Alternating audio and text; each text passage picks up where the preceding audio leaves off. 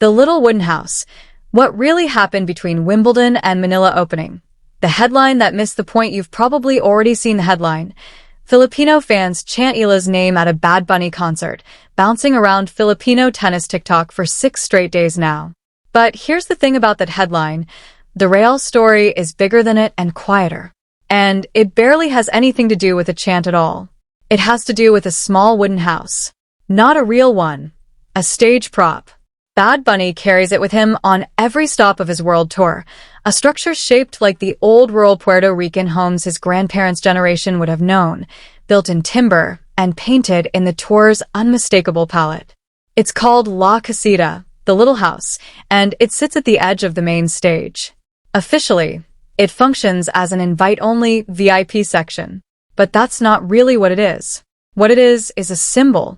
Bad Bunny built this entire tour around one idea, that a diaspora doesn't just survive being scattered, it builds a home wherever it lands. La Casita is that idea standing upright under stage lights in whatever city he happens to be playing that week. On Friday night, July 10th, 2026, La Casita was in Stockholm. And dancing inside it was a 21-year-old Filipina named Alex Eala. The numbers and the story underneath them. 5 days earlier, she had walked off Wimbledon's center court to a standing ovation after losing a round of 16 match to Jasmine Paolini, 4-6, 6-4, 3-6. That ovation wasn't for the scoreline. It was for the run itself. She had just become the first Filipina in history to reach the 4th round of a Grand Slam singles tournament. With that week's rankings update, she climbed to a career-high world number 28, making her, officially, the highest-ranked Filipino tennis player who has ever lived. Those are the numbers. The real story is what happened in the space between them. The backlash and the pushback when the clip of her at La Casita hit the internet on July 12th. The reaction inside Filipino tennis circles wasn't unanimous. Some fans openly questioned whether a player just 5 days removed from a slam heartbreak should be out at a concert at all. There's a long, quiet undercurrent in Filipino sports culture, inherited, not universal, but real, that treats visibility outside the gym as suspicious, as if the correct response to a loss is something closer to silence and solitude. Others pushed back immediately. One quote, reprinted by the Manila outlet Radar. PH, put it bluntly, she's 21, so yeah, Alex needs to party once in a while. Don't grow old on the tennis court. Balance is the key. And the facts backed that reader up. She flew from Stockholm to Manila the very next morning. 2 days later, she was walking into a state reception at Malacanang Palace. Her ranking held. Her Wimbledon points held. The concert cost her nothing. If anything, it revealed something the tennis coverage had been missing all along. She isn't a project. She's a person who happens to compete at the top of a global sport. That distinction is what this entire story is really trying to hold on to. The corridor, from center court to Stockholm, start at the beginning. July 6th, center court, Wimbledon. Paolini takes the third set 6-3 after Eala had led it 4-3. Eala shakes hands, waves to the crowd, and the crowd stands. Wimbledon's official account posts the clip that same afternoon with a caption as simple as it is unforgettable, a standing ovation for Alex Eala under the Philippine flag. 4 days pass.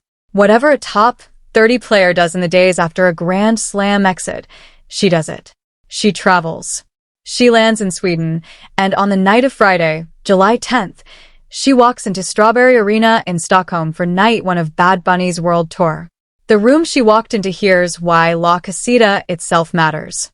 Bad Bunny's current album and tour project is built around a specific cultural argument, that the diaspora isn't an accident to be endured, it's a home to be built.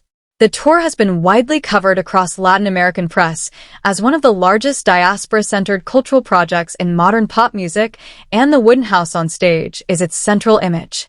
To be invited inside it is, in a small way, to be invited into that argument. On the night of July 10th, one of the people standing inside that house was a Filipina tennis player representing an overseas Filipino population of roughly 9 million people. 2 peoples who each understand what it means to carry a homeland outward, meeting by chance inside a wooden house on a stage in Sweden. The pull-up at some point mid-show, while Bad Bunny performed from the La Casita platform, Eala was among the guests pulled up to dance alongside him and his crew. Multiple attendees captured the moment.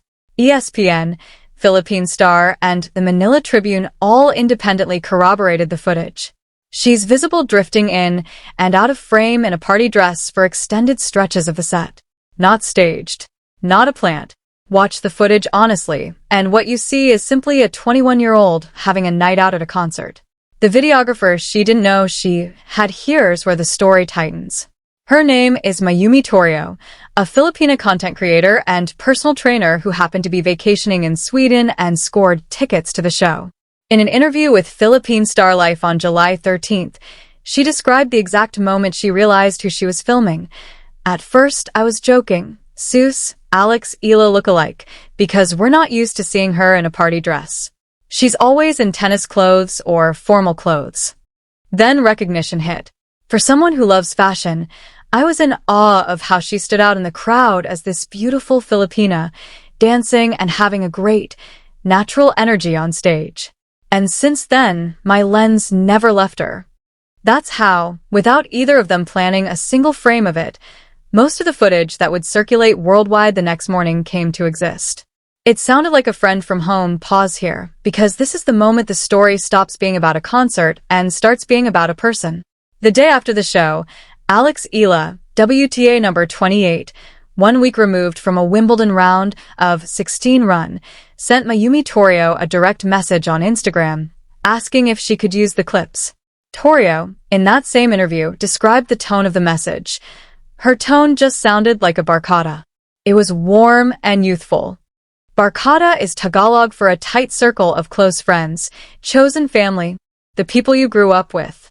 That single word might be the whole story right there, because everything that followed, the trending clip, the hero's welcome the next day, the presidential citation 2 days after that, the DC Open 2 weeks out, all of it depended on her still being that reachable. Still being the kind of 21-year-old who DMs a total stranger the morning after a concert and sounds, instantly, like an old friend. That's what the footage captured without ever knowing it was capturing it. The caption left untranslated later that day. She posted her own TikTok edit, stitched together from Torio shots. The caption was in Spanish, a language she picked up naturally during her formative training years in Mallorca, making it functionally her third language after English and Tagalog. She didn't translate it. She just let it stand. Mientras uno esté vivo, hay que amar tanto como se pueda. While one is alive, one must love as much as one can. She left it there, untranslated, for whoever was ready to read it in whatever language they had. One name, 2 cities, same day. By July 12th, the clip had traveled everywhere. ESPNW's social feeds, Cosmopolitan Philippines, Latin American Bad Bunny fan pages, Filipino tennis TikTok, European entertainment pages tracking the tour. Radar. PH captured the strange coincidence in a single line. Eala trended twice in one day, in 2 completely different worlds, one abroad, one back home. Because on that same July 12th, while the Stockholm clip was still spreading, Alex Eala landed at Manila's international airport to a hero's welcome. Flowers, officials, fans pressed against barricades. Philippine Star and Sunstar Devo both covered the scene. The same tennis player who'd been dancing on a Bad Bunny stage the night before was now walking through arrivals, being handed bouquets by total strangers. The Palace. Again the next day, Sunday, July 13th, she was inside Malacanang Palace. President Ferdinand Marcos Jr. hosted a formal reception titled Tagumpay Natin Lahat, roughly, "This victory belongs to all of us," and conferred a presidential citation. He called himself, in his own words, a fan. And then he said the line that made the whole room go still. "You never fail to remind everyone that you are a Filipina." That's the second authority voice the story has to sit with, and it's the harder one, because it comes from a head of state, and it deserves to be presented without spin. Take it simply as a formal, national acknowledgement of what the last week had really been about. Not the ranking, not the concert, the visibility itself, the reminding. But the voice this story trusts more is Torio's, because Torio was in the room before it became a headline. And that word, barkada, carries more weight in this story than any ranking number ever could. Torrio ended her Philippine Star Life interview with a line that now reads almost like a mission statement. The best content isn't always planned. Sometimes it's simply being ready when the moment happens. That describes her own job as a videographer. It also, by accident, describes exactly what Eala did in Stockholm. She wasn't planning to end up on that stage. She was simply ready when the moment arrived. Zooming out, what 73 years looks like the stakes here stretch far beyond one concert.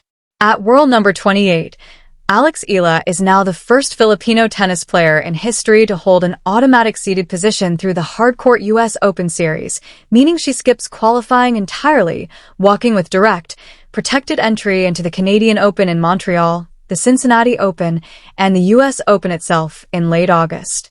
Her Wimbledon run also rewrote a record that had stood since tennis's amateur era. The last Filipino players to reach the third round at Wimbledon were Felicissimo Ampon, Raimundo Darro, and Cesar Carmona, with their runs stretching between 1948 and 1953. 73 years of ceiling, cleared in a single fortnight, by a 21-year-old who hasn't come close to hitting her own ceiling yet. What comes next? Her next confirmed appearance is the Mubadala City DC Open, a combined ATP/WTA 500 event in Washington, D.C., running July 27th through August 2nd. She's already on the singles entry list, listed directly on the WTA's official tournament page. It will be her first competitive match since Wimbledon. After Stockholm, after Malacanang, after the fan meet and greet at Greenbelt on July 15th that drew crowds pressed up against velvet ropes. She will walk onto a hard court in Washington. And for a moment, it will just be an ordinary match again, a first-round draw, a warm-up, a serve. The concert, the citation, the flowers at arrivals, all of it behind her. The loss that started it all, which brings the story back to where it began. The loss. None of the last week erases the fact that she was up a break in the third set against Paolini and dropped 3 straight games from 4-3 to fall out of the tournament. ESPN's match report, filed by Miguel Alonso Carmon, describes the swing with near-clinical precision. After Paolini surged to break point on Eala's serve earlier in the second set, Eala reeled off 5 straight points to hold for 5-3. That was the version of her that had beaten Swiatek 2 rounds earlier. That was the version that showed up. Then, in the third set, the margins tipped the other way, and this time she couldn't wrestle them back. She walked off center court to a standing ovation anyway. Wimbledon posted the Philippine flag. And 5 days later, she was in Stockholm, dancing.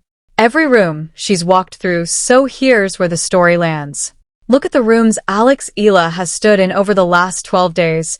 Center court, Wimbledon, standing ovation.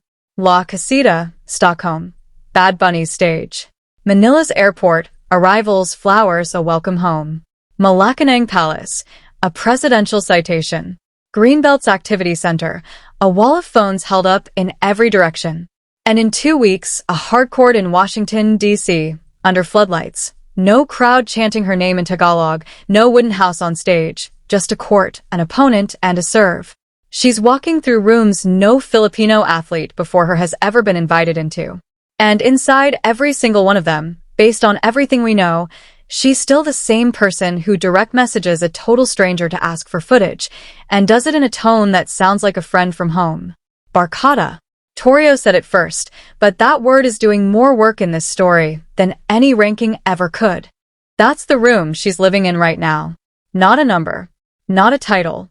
A barkada. And in the caption, she chose not to translate. She said it herself, in her own third language. While one is alive, one must love as much as one can. She left it exactly like that. If this is your first time here, we cover the WTA Tour with the Filipino diaspora in mind. The wins, the losses, and weeks like this one, where the real story lives in the rooms, not just the results.